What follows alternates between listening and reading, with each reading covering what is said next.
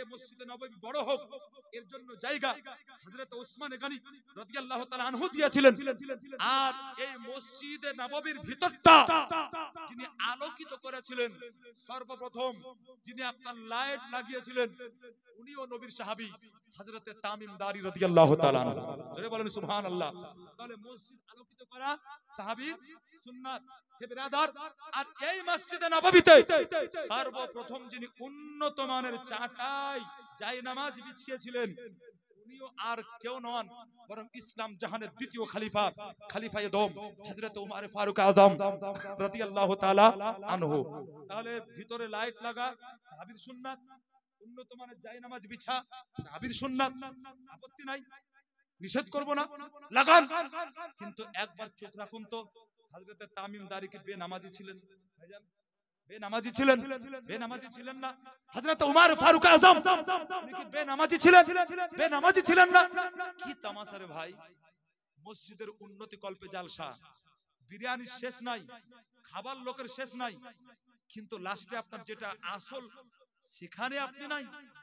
কি তামাশা! কিসের উন্নতি? আরে ভাই জায়গা আছে তো, ডিস্টার্ব করেন না। কোন জায়গা?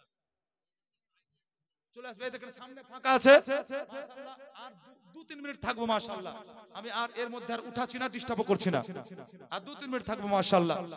এই সামনে দিয়ে আপনারা চলে এসে সামনে এসে বসে যান, আর ইনশাআল্লাহ লাস্টে বেলায় উঠে এগিয়ে নেব। আপনারা একবার দরুদ পাক পড়ুন, আল্লাহুম্মা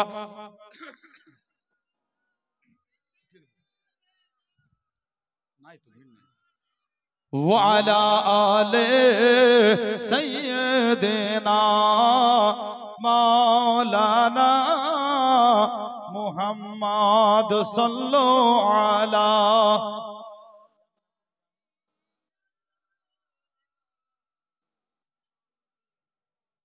हर दम ज़बान से निकालो पाक नबी मोहम्मद, हर दम ज़बान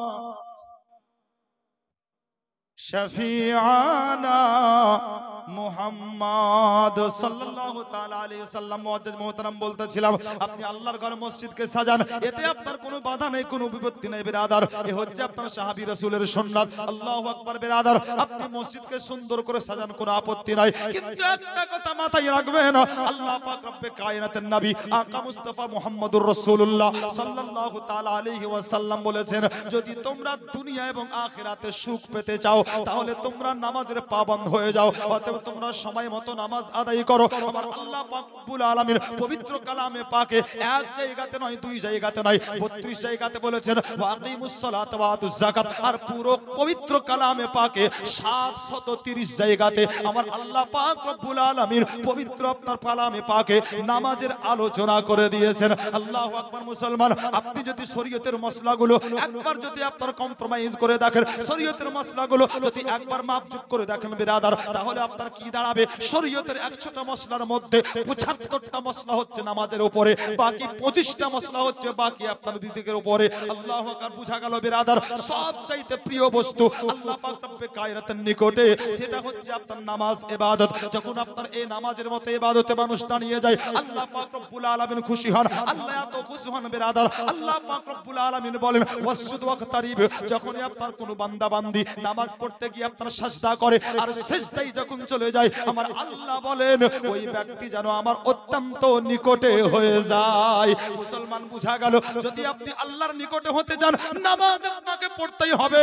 নামাজ ছাড়া আপনি পরিত্রাণ পাবেন না, নামাজ ছাড়া আপনার কোনো খবর নাই, নামাজ ছাড়া আপনি বাঁচবেন না। আজকে বলতে আছেন মাওলানা আসলে নামাজ পড়তে পারি না, কাজের অত্যন্ত চাপ। আজকে বলতে আছেন মাওলানা আসলে নামাজ পড়তে পারি না, এজন্যই কি পরে দুয়ারে চাকরি করি, অতএব চাকরির একটা চাপ আছে, বেশি নামাজ করলে পারে চাকরিটা হয়তো থাকবে না, রুজি রোজগারের দরকার আছে, এজন্যই নামাজ পড়তে পারি না। আজকে শেষের বেলায় একটা ছোট্ট ঘটনা শুনিয়ে যাই, প্রত্যেকটা মা কান লাগিয়ে শুনুন, আজকে আব্বাজানেরা কান লাগিয়ে শুনে যান, নওজোয়ান আপনারা কান লাগিয়ে শুনে যান।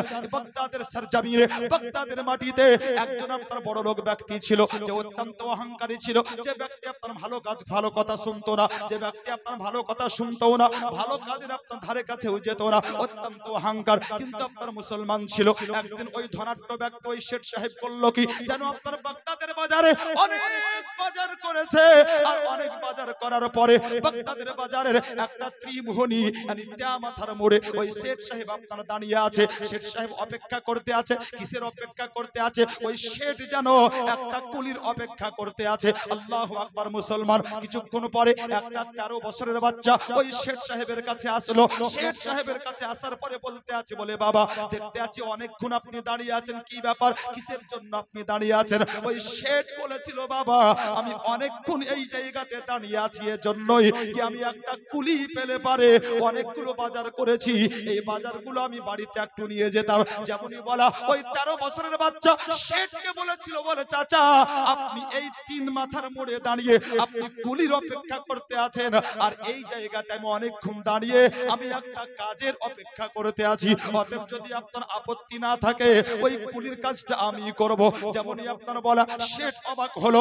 শেঠ অবাক হয়ে আপনার বাচ্চার দিকে তাকাতে লাগলো। বাচ্চা বলেছিল, বলে চাচা অবাক হয়ে তাকাবার কোনো কারণ নাই, আজকে নতুন নয় বরং কুলির কাজ আমি অনেক দিন থেকে করি, অতএব আপত্তি অসুবিধার কিছু নাই। যখন আপনার কথাগুলো শুনেছিল শেঠ বলেছিল, বলে বাবা যদি তুমি কাজ পারো তাহলে মালগুলো দেখো। ওই বাচ্চা যখন মালগুলো দেখেছিল 13 বছরের বাচ্চা বলেছিল, বলে বাবা এই মালগুলো যদি আমি 2 বারে আপনার বাড়িতে নিয়ে যেতাম ভালো হতো, তার কারণ মালগুলো যদি আমি একবারে আপনার বাড়িতে নিয়ে যাই এই মালগুলো একবারে নিয়ে যেতে আমার বড্ড কষ্ট হয়ে যাবে। যদি আপনার আপত্তি না থাকে তাহলে এই মালগুলো 2 বার আপনার বাড়িতে পৌঁছে দিতাম। শেঠ বলতে লাগলো, বাবা এমনি অনেক দেরি হয়ে গেছে, অনেকক্ষণ দাঁড়িয়ে আছি 3 মাথার মোড়ে, একটু এগিয়ে আসো তো, যেদিককার যা ভ্যাস আপনার না উঠালে ডিস্টার্ব না করলে ওয়াজ করাও যাবে না, আর দাঁড়িয়ে থাকবে সাইড দিয়ে তো আগে আসতে পারেন, একটু এগিয়ে আসেন, এগিয়ে আসেন মাশাআল্লাহ, একটু এগিয়ে আসেন, এগিয়ে আসেন, একটু এগিয়ে আসেন। মায়েরা বাইরে দাঁড়িয়ে আছে, তার কারণ সময় খুব নিকটে, সময় খুব নিকটে মাশাআল্লাহ। হ্যাঁ এগিয়ে আসুন।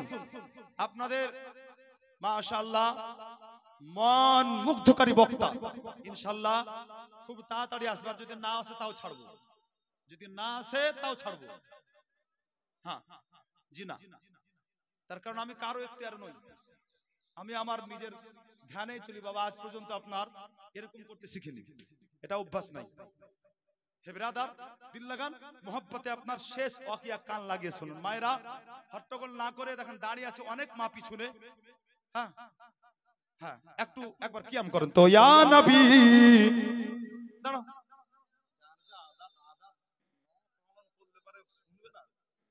এগিয়ে চলে আসেন। ইয়া হাবিব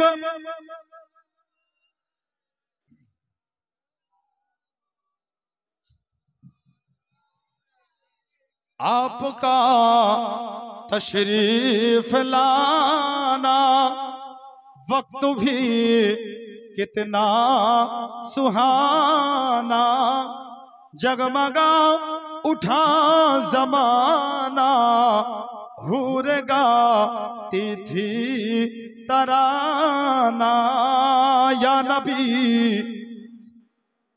এগিয়ে চলে আসুন মায়েরা, এগিয়ে আসুন। যে সমস্ত মায়েরা পিছনে দাঁড়িয়ে আছে যাতে ওই সমস্ত মায়েরা জায়গা পেয়ে যায়, এগিয়ে আসুন, এগিয়ে আসুন।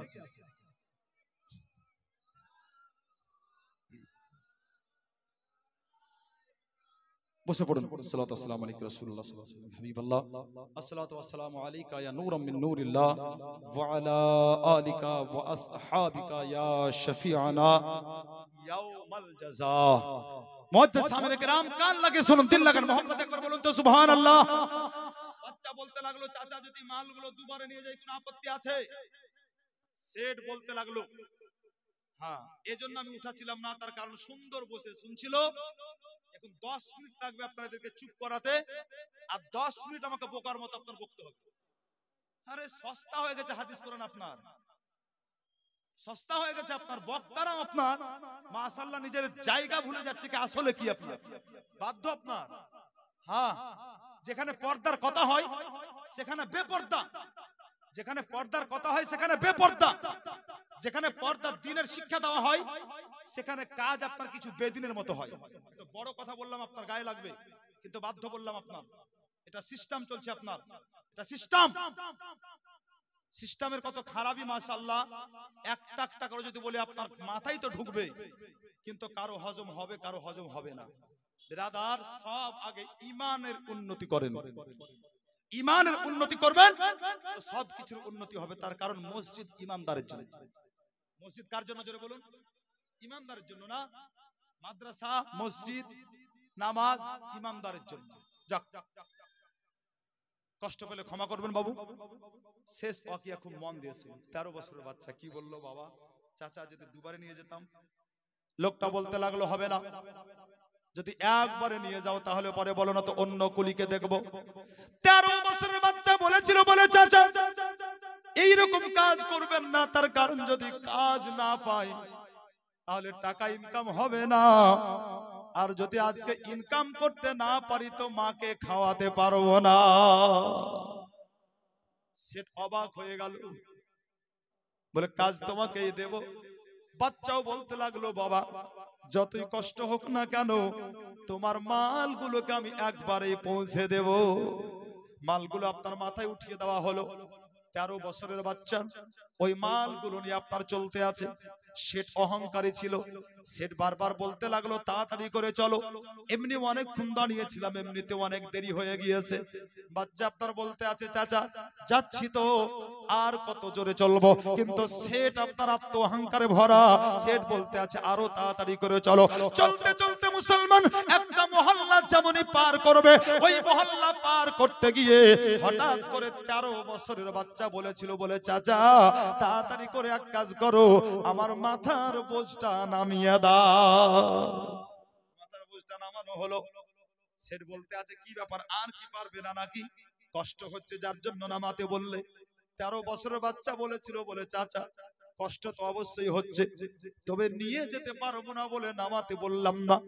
আসলে নামাতে বললাম এজন্যই, যেই মহল্লা আমরা ক্রস করছি, পার করছি, এটা কোন হিন্দু জৈন খ্রিস্টানদের মহল্লা নয়, বরং এটা হচ্ছে একটা মুসলিম মহল্লা, যেই মহল্লাতে মুসলমান ইমানদার বাস করে।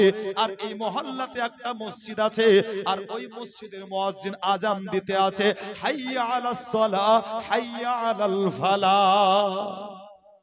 চাচা এজন্যই নামাতে বললাম, একটু দাঁড়িয়ে যাও, একটু তুমি অপেক্ষা করো, শুধুমাত্র জোহরের টাইম, জোহরের নামাজটা আদায় করে নি। জোহরের নামাজটা আদায় হয়ে গেলে পারে, জোহরের নামাজ আদায় হয়ে যাওয়ার পরে আবার মালগুলো নিয়ে যাব। ওই শেঠ আত্মহংকারে ভরা, ওই শেঠ বলেছিল তুমি পাগলামি পেয়েছো নাকি, তুমি নামাজ পড়বে আর এতক্ষণ পর্যন্ত আমায় অপেক্ষা করতে হবে। তার কারণ নামাজ না পড়লে কি হবে, হিসাব তো জানে। জোহরের নামাজ 12 রাকাতের নামাজ। কয় রাকাত বাবা জোহরের নামাজ? 12 রাকাত। এখন তো কিছু মানুষের জন্য 4 রাকাত। কিছুদিন আগে দোয়া উঠেছিল, এখন সুন্নাত বিদায় নিয়েছে। আর কিছুদিন পরে মাশাআল্লাহ বলবে এটাও না পড়লে হবে, বছরে একবার দুবার পড়লেই হবে। শর্টকাট কিছু মুসলমান তৈরি হয়েছে। ঠিক বললাম না বাবু? দোয়া নাই, সুন্নাত এখন বিদায়। কোন বলবি শিখালো রে ভাই মশলা। নবী বলেছেন যেটা সুন্নাতে গায়ের মুআক্কাদা, পড়লে নেকি না পড়লে কোনো গুনাহ নাই, কিন্তু সুন্নাতে মুআক্কাদা জেনে বুঝে ছাড়া গুনাহর কাজ। গুনাহর কাজ করতে হবে। আর নফল, নফলের যে কত গুরুত্ব হাদিসে বুখারী যদি আপনি পড়েন তো পেয়ে যাবেন। নফলের মাধ্যম দিয়ে আপনার আল্লাহ তাআলার নৈকট্য অর্জন করা যায়। কিন্তু এই আপনার শর্টকাট নামাজ। কিন্তু জোহরের নামাজ কত রাকাত আমাদের জন্য? কত পড়ি বাবু? 12 রাকাত। বুঝেন তো আপনারা? হ্যাঁ। একটা লোক জীবনে কোনোদিন আপনার ফার্স্ট ক্লাস কামরাতে উঠে সফর করেনি। হ্যাঁ, ফার্স্ট ক্লাস কামরায় উঠে সফর করেনি। হ্যাঁ, তো ওর খুব শখ কি যা হবে হবে, একদিন ভিড় ভাট্টা করে উঠেই যাব। পয়সা নাই টিকিট কাটা। কিন্তু এখন যদি আপনার উঠে যায়, কোন রকম ঠেলা গুঁজা করে কাটকে, কিন্তু জানে না উঠেছে আপনার ফার্স্ট ক্লাস কামরায়, একবারে ফার্স্ট ক্লাস এসিতে। আর যেমনই আপনার উঠা আর উঠবি তো ওঠ আপনার ওই কামরাতে টিটি। তো বিপদে পড়ে গেছে, কি করব, বাঁচবো কেমন করে? উঠে দেখছে কি সব সিটে সিটে একটা একটা করে লোক বাড়তি লোক চাপতে দিবে না। আল্লাহু আকবার। বাড়তি লোক চাপতে দিবে না। হে বিরাদার, তো এই চিন্তা করলো বাঁচবো কেমন করে। নারায়ে তাকবীর। একটু মোহব্বতে বলেন নারায়ে তাকবীর, নারায়ে রিসালাত, মাসলাকে আলা হযরত হযরত আল্লামা মাওলানা জিয়াউল মুস্তাফা সাহেব। মোহব্বতে বলেন না নারায়ে তাকবীর। হ্যাঁ মাশাআল্লাহ। দেখেন আপনাদের ইমাম, আপনাদের মাশাআল্লাহ মন মুগ্ধকারী বক্তা। আমার জন্য আজকে বড় খুশির খবর যে আপনাদের ইমাম আপনাদের মন জয় করেছে বক্তব্যের মাধ্যম দিয়ে, আজও করবে। আল্লাহর কাছে দোয়া করি কি একে আরো আরো বড় করেন যেন আল্লাহ। আপনারা দোয়া করবেন, তার কারণ বিরাদার কোন আপনার মাশাআল্লাহ অন্তর থেকে সকলের কাছে আমি দোয়া চাইছি এজন্যই কি একটা সময় মাশাআল্লাহ দুটো অক্ষর শিখিয়েছিলাম ছাত্র আমার। এরকম বেশ কিছু ছাত্র আপনার এসে বলছে হুজুর আমি আপনার ছাত্র, তো চিনতে পারছি না, অনেকদিন হয়ে গেল আপনার মাশাআল্লাহ দেখা নাই সাক্ষাৎ নাই। হে বিরাদার, তো একবারে খাঁটি ছাত্র, ভালো ছেলে, আলহামদুলিল্লাহ দোয়া করবেন। এটা খুব আনন্দের বিষয় আমার জন্য যে আজকে আমার পরে আমার জিয়াউল বক্তব্য রাখবে। মাশাআল্লাহ এ খুব খুশির বিষয় একজন উস্তাদের জন্য। তো ব্রাদার টাইম নিব না, তো মাশাআল্লাহ শর্ট করে আপনারা কয়েকটা মিনিট হে ব্রাদার, তো এই ব্যক্তি আপনার বাঁচবে কেমন করে ভাই, চিন্তা করছে বাঁচি কেমন করে। টিকিট তো কাটেনি, তো দেখবেন পায়খানা মানে দুই বাথরুমের মিডিলে জায়গা ফাঁকা থাকে না, থাকে দেখেছেন তো। আল্লাহু আকবার। টিটি যত লোক ছিল কামরাতে সবকে আপনার চেক করা হয়ে গেছে, সব কমপ্লিট, শুধু বাকি ওই আছে। তো টিটি হিন্দু ছিল ভাই আমার, ও অপেক্ষা করছে কি নামাজ শেষ হলে, ও হিন্দু হলো তো বুঝে কি নামাজ পড়ছে, নামাজ শেষ হলে বলবো, কিন্তু নামাজ শেষ হয় না। নামাজ শেষ হবে কখন? একটা দাড়িওয়ালা মানুষকে বাবা শুনেন কি নামাজ পড়ছে, বলে হ্যাঁ এই নামাজ শেষ হবে কখন? দাড়িওয়ালা দেখছে তো জোহরের টাইম। তো চাচা বলছে বাবু এই নামাজ পড়তে একটু সময় লাগবে, তার কারণ নামাজটা লম্বা, 12 রাকাতের নামাজ। তো টিটি গায়ের মুসলিম, ও রাকাতও বুঝে না। তো বলে চাচা রাকাত কেমন করে হয়? তো বুড়া খুব রগড়া ছিল, বলছে রাকাতও বুঝো না তুমি?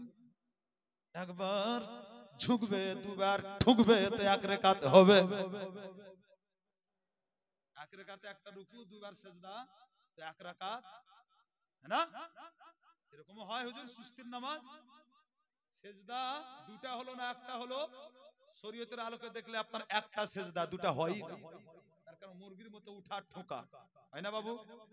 কিছু আছে আপনার নামাজি সমাজে মাশাআল্লাহ মান বাঁচার জন্য বিহা এসছে নামাজি, নামাজ না পড়লে পরে বেটা শ্বশুর মান সম্মান প্রেস্টিজ পাংচার, চল ভাই আল্লাহকে ফাঁকি দিবে, জবাব কি দিবে? বাচ্চা 13 বছর বয়স বলছে চাচা নামাতে বললাম এজন্যই কি মহল্লায় আজান হচ্ছে, মুয়াজ্জিন বলে হাইয়া আলাস সালাহ হাইয়া আলাল ফালাহ, নামাজ পড়বো এজন্য। বলে পাগল পেয়েছো তুমি, নামাজ পড়বে আর আমি দাঁড়িয়ে থাকবো? বলে চাচা নামাজ একটু সময় লাগবে, একটু অপেক্ষা করো না। বলে না। বাচ্চা বলতে আছে চাচা যদি তুমি নামাজ পড়তে দাও তো আজ তোমার জন্য একটা অফার আছে। জোরে বলেন সুবহানাল্লাহ। ইয়েস সেট অবাক। বলে বাচ্চা গরিব করে দিন মজুরি আর ও আমাকে অফারের লালসা দেখায়, এই তুমি কি অফার দিবে? বলে চাচা এই মালগুলো যদি আপনার বাড়িতে পৌঁছে দিই কত টাকা কন্টাক্ট হয়েছে? বলে 3 পয়সা। বলে যদি তুমি নামাজ পড়তে দাও আমাকে জোহরের, তাহলে 1 পয়সা মাপ 2 পয়সার বিনিময়ে তোমার মাল তোমার বাড়িতে পৌঁছে যাবে। জোরে বলেন, জোরে বলেন মহব্বতে। কাজের চাপ, চাকরি করি, খুব কান লাগিয়ে শুনুন। বাচ্চা বলে চাচা অফার যদি নামাজ পড়তে দাও 1 পয়সা মাপ 2 পয়সায় মাল বাড়িতে যাবে। লোকটা অবাক হয়ে গেল, জ্ঞানী ব্যক্তি, টাকাওয়ালা মানুষ। বলে বেটা যা টাকা কাটা হবে না, নামাজ পড়ে নে। 13 বছরের বাচ্চা গিয়েছে নামাজ পড়তে, চট করে নামাজ পড়ে ফিরে আসলো। সেট বলে নামাজ হয়ে গেল? বলে হ্যাঁ চাচা শুধু ফরজটা আদায় করেছে, বাকি সুন্নাত নফল বাড়িতে পড়বো। চলে তুমি দাঁড়িয়ে থাকবে চাচা আর আমি নামাজ পড়বো, এত শান্তি ইতমিনানের সহিত মন চাইলো না, তাই 4 রাকাত পড়েছি, বাকি নামাজ বাড়িতে পড়বো। মা উঠছে। লোকটা বলতে আছে বেটা একটা প্রশ্ন করবো, ছোট্ট জবাব দিবে? বলো, বলে আজ যদি নামাজ পড়ার বিনিময়ে 1 পয়সা কাটতাম তাহলে 2 পয়সা পেতে? বলে হ্যাঁ। বলে 2 পয়সা নিয়ে বাড়িতে যেতে? বলে হ্যাঁ। বলে বাড়িতে গিয়ে মাকে 2 পয়সা দিতে? বলে হ্যাঁ। তখন তোমার মা তো জিজ্ঞাসা করতো, বলে বেটা আজকে টাকা কম কেন, আজকে টাকা কম কেন? জবাব কি দিতে? আল্লাহু আকবার। অনেক মা আছেন দিলের কান দিয়ে শুনে যান, অনেক বাপ আছেন দিলের কান দিয়ে শুনুন। বাচ্চা জবাব দিয়েছিল, চাচা আল্লাহর কসম সারা দিন মজদুরি করার পরে যখন বাড়িতে যাই তো আম্মি জান আজ পর্যন্ত জিজ্ঞাসা করেনি, বলে বেটা আজ সারা দিনে কামাই কত হয়েছে? আম্মি জান আজ পর্যন্ত বলেনি, বলে বেটা যত কামাই হয়েছে আমাকে দাও। বলে তাহলে তোমার মা কি বলে? বাচ্চা বলেছিল, বলে চাচা শোনো, যখন বাড়িতে সারা দিন কাজ করার পরে যাই তো আম্মি জান আমাকে বলে, বলে বেটা বল আজকে জোহরের নামাজ কোথায় আদায় করেছো? আম্মি জান আমাকে জিজ্ঞাসা করে, বলে বেটা বল আজকে আসরের নামাজ কোথায় পড়েছো? আমাকে আম্মি জান বলে, বলে বেটা বল আজকে মাগরিবের নামাজ কোথায় পড়েছো? বলে চাচা শোনো গো, যেই দিন মাকে বলেছি, বলে মা কাজের চাপের জন্য আজকে মাগরিব কাজা হয়ে গেছে, খোদার কসম সেই দিন আমার পয়সার ইনকাম হতে এই টাকা দিয়ে একটা দানা আমার আম্মি জানকে খাওয়াতে পারি না। গোটা এলাকা সার্ভে করে একটা মা পাওয়া যাবে এরকম? কি ছেলের কাছে আপনার নামাজের হিসাব নাই? আল্লাহু আকবার। নিবে কোন মুখে? তার কারণ মা তো নিজে নামাজ পড়ে না। ঠিক বললাম না? একটা বাপ আল্লাহু আকবার খুব কম বেরাবে। বাচ্চা বলতে আছে, চাচা মা টাকার হিসাব নাই না, নামাজের হিসাব নাই, নামাজের। আল্লাহু আকবার। লোকটা চিন্তা করতে লাগলো, এরকম একটা বাচ্চা এর মাথাতে বোঝ দিব কেমন করে? বলে বেটা এক কাজ করো, তুমি এক কাজ করো, মালগুলো উঠিয়ে দাও, আমি নিয়ে যাবো। জোরে বলেন সুবহানাল্লাহ। একটু আগে বেরহম ছিল, এখন আপনার রহম দিল হয়েছে। বাচ্চা বলতে আছে, চাচা আপনি যদি তুমি যদি মাল নিয়ে যাও তাহলে কিন্তু আমি টাকা নেব না। মানে? বলে কাজ না করে পরিশ্রম না করে পারিশ্রমিক নেওয়াও শরীয়তে জায়েজ নয়। জোরে বলেন সুবহানাল্লাহ। লোকটা অবাক হলো, বলে বেটা আরেকটা প্রশ্ন করব? বলে করুন। বলে শরীয়তের এত মশলা শিখলে কোথায়? বাগদাদের কোন মাদ্রাসায় পড়ো? না। স্কুলে? না। কোন প্রাইভেট মাস্টারের কাছে? না। এত টাকা মায়ের নাই, আব্বা ইন্তেকাল করেছে, মা গরিব, আমি কাজ করি ততক্ষণে মা খাই, অতএব কোন স্কুলে পড়ি না। বলে তাহলে শরীয়তের এত গভীর গভীর মশলা তুমি শিখলে কোথায়? বাচ্চা বলেছিল, চাচা সারা দিন মজদুরি করার পরে যখন বাড়িতে যাই আম্মি জান প্রথমে নামাজের হিসাব নাই, আর যখন মায়ের সাথে এসার নামাজ আদায় হয়ে যায় পাড়ার বাচ্চারা ঘুমায়, কিন্তু আমার ক্লাস আমার মায়ের দরবারে আরম্ভ হয়ে যায়। বাচ্চা জবাব দিয়েছিল, শরীয়তের এত মশলা কোন মাদ্রাসাতে নয়, কোন ইউনিভার্সিটিতে কলেজে নয়, শরীয়তের এত মশলা আমি শিখেছি আমার মায়ের কাছে ক্লাস করে। আল্লাহু আকবার। অতএব অনেক মা আছেন, কান খুলে আপনার শুনে ফেলে যাবেন না, নিয়ে যাবেন। আপনি বড় কারিগর তৈরি করুন। আল্লাহু আকবার। মসজিদ বানান, আপত্তি নাই, মাদ্রাসা বানান, আপত্তি নাই, দান করুন প্রাণ খুলে, আল্লাহ যা দিবেন আল্লাহ তাআলা বরকত দিবেন আপনার দৌলতে।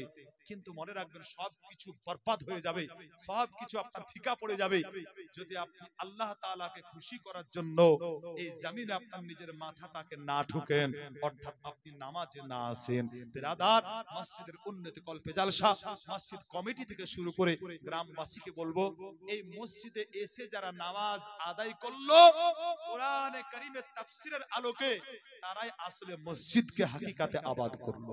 আল্লাহ তাআলা যেন আমাদেরকে প্রত্যেককে বুঝার এবং এর উপরে আমল করার তৌফিক দান করেন। আর আগে আমি বাড়ছি না।